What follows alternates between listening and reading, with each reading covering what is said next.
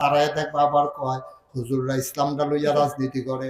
আমি কই বেড়া, আমরা উদিন 12 মাস একরকম, শীতেও যে ইসলাম, গরমেও হে ইসলাম। আমি মুশতাক ফৈজিদের দাঁড়িয়ে রাখছি, আমার ভাইয়ে যে দাঁড়িয়ে রাখছে। এবার যদি কেউ বন্দুকের নলটা সিনারা বরাবর ফিট কইরা কয় যদি গুলি করাম তাড়াতাড়ি দাড়ি কামান, এবার সিল্লাম দিয়া কেব গুলি করলে পর দাড়ি খুল লাগাইতে পারবো না। এবার এখন তো আমি পারাম কেমনে?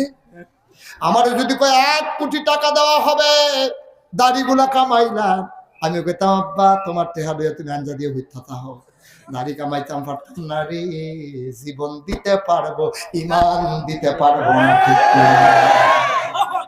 আমরা যদি কয় আমরা ইসলাম দলের রাজনীতি করি, কত দুঃখ লাগেনি ভাইওলা নগতলারে দম কিরম সাতুরে কছে। আমরা রে কয় হুজুর গাবিলে ইসলাম দলের রাজনীতি করে, আমি কই আমরা উদিন 12 মাস ইসলাম পাই না, আমরা ইসলাম নিয়ে রাজনীতি করি নইয়া গেলাম গা।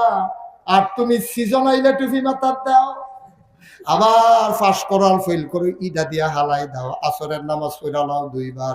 রাজনীতি কোনো আলেম ইসলাম নিয়ে করে না। যারা নির্বাচন আসলে টুপি মাথায় দেয়, আবার নির্বাচন গেলে খুই না ফালায়, সে হইল ইসলাম নিয়ে রাজনীতি করে। ঠিক কিনা?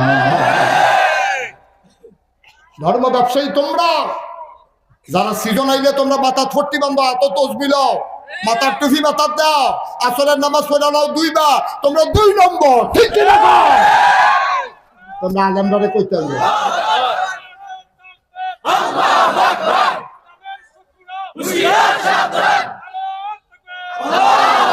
ইসলাম নিয়ে রাজনীতি করার কোন সুযোগ নেই। একজন মুসলমান তার পায়ের ডোক থেকে মাথার চুল পর্যন্ত সবটাই ইসলাম। ঠিক কিনা?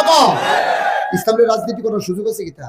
আপনার নখ কাটারও একটা নিয়ম আছে, বাথরুমের টয়লেট পেপারটা কেমনে ইউজ করবেন এটাও সুন্নত তরিকা আছে।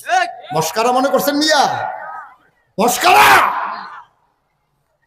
সূরা ফাতিহাটা জিগে নে, তার শরীরে খাপ দিয়া কাপড় চোপড় পরে নিব, আর তার সূরা হুন্না মাইসা আইছিতে সেতে ওযু গোসল করে দিয়ে দিব গা। তারা আমরা ইসলাম বুঝাইতে আইবে, ফাঁক না কথার জায়গা পাও না। আমার আল্লাহ যেন হেফাজত করে সকল। আমি যেটা বুঝো না এটা লয়ে কথা কইও না।